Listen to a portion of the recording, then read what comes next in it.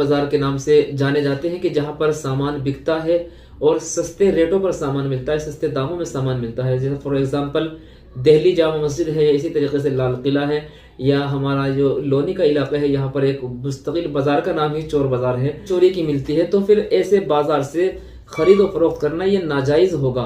और अगर ऐसे बाजार में हलाल चीज भी बिकती है तो फिर महज वो चोर बाजार होने से वो चीज नुकसान। बिस्मिल्लाहिर्रहमानिर्रहीम, अस्सलामु अलैकुम वरहमतुल्लाहि वबरकातुहू। दोस्तों, मैं अब्दुल वहाब कासमी एक बार फिर आपकी खिदमत में हाजिर हुआ हूँ।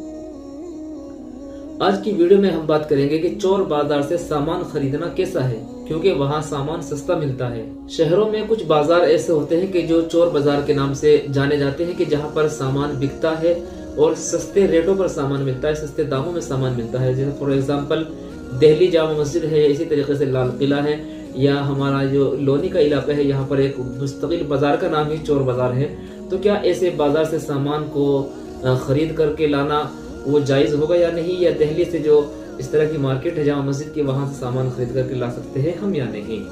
इसके बारे में आज हम तफसील के साथ में आप लोगों को बताने वाले हैं। तो आज का हमारा मसला यही है कि चोर बाजार से चोरी का सामान खरीद करके लाना और उसको इस्तेमाल में लाना, अपने इस्तेमाल करना, क्या ये जायज़ होगा या नहीं, क्योंकि वहाँ सामान सस्ता मिलता है चोर बाजार में। तो इस मसले का जवाब ये है, अगर किसी चीज के बारे में ये गालिब गुमान हो, यकीन हो कि ये चीज चोरी की है, तो उसका खरीदना बिल्कुल भी जायज नहीं, हराम है। और उसके खरीदने से खरीदार उसका मालिक नहीं बनता है, बल्कि जो उसका असल मालिक होता है वहां तक वो चीज वापस करना, लौटाना उसके लिए जरूरी हो जाएगा। भले ही उसने खरीद ली हो चोर से, लेकिन जिसका वो माल है वहां तक पहुंचाना इसकी जिम्मेदारी बन जाती है। अब अगर चोर बाजार में सारी चीजें ही चोरी की मिलती है तो फिर ऐसे बाजार से खरीद और फरोख्त करना ये नाजायज होगा। और अगर ऐसे बाजार में हलाल चीज भी बिकती है तो फिर महज वो चोर बाजार होने से वो चीज नुकसानदेह साबित नहीं होगी, वो चीज हराम नहीं होगी। अगर उस मार्केट के अंदर, चोर बाजार के अंदर हलाल चीज बिक रही है तो फिर उस बाजार से सामान खरीदा जा सकता है, वो सामान हलाल होगा। क्यों? इसलिए कि चोर बाजार नाम रखने से वो चीज चोरी की नहीं हो जाती। अगर वहाँ हलाल माल बिक रहा है, हलाल सामान बिक रहा है, तो उसको खरीद करके इस्तेमाल करना अपने लिए जायज होगा और ये कोई नाजायज नहीं है, और ये शरअन इसको इस्तेमाल किया जा सकता है। असल वो हलाल माल है और उसका जो मालिक है वही है कि जिससे हमने माल खरीदा है। और चोरी के सामान में क्या होता है कि वो चोरी का सामान किसी और का होता है और बेचता कोई और है। और मसला ये है कि जो असल मालिक होता है अगर वही उसको न बेचे तो वो चीज नाजायज रहती है, हराम रहती है। इस वजह से चोरी का सामान खरीदने को मना किया जाता है कि चोरी का सामान, चोरी का माल जितने भी हाथों में वो बिकता चला जाए वो हराम ही रहता है। असल उसका मालिक वही होता है कि जब सबसे पहले जिससे माल चोरी किया गया है, जो उसका मालिक है असल, वो उसका मालिक रहता है। वो भले ही कितने हाथों में वो चोरी का माल बिकता रहे तो वो चोरी का ही रहता है, उसका असल कोई मालिक नहीं बन सकता। तो अब ये याद रखना चाहिए कि अगर हमारा वाकई ज़न्न गालिब ये है, हमारा पक्का यकीन यही है, गुमान यही है कि चोर बाजार में ये सामान चोरी का है, हमें बिल्कुल पुख्ता यकीन है कि हाँ भाई ये माल चोरी का है, इस वजह से सस्ता दे रहा है, कम रेटों पर दे रहा है, क्वालिटी अच्छी है, और जिस क्वालिटी में माल होना चाहिए तो उस क्वालिटी से ये बहुत कम दामों में दे रहा है, तो मालूम होगा, समझा जाएगा कि ये माल चोरी का है।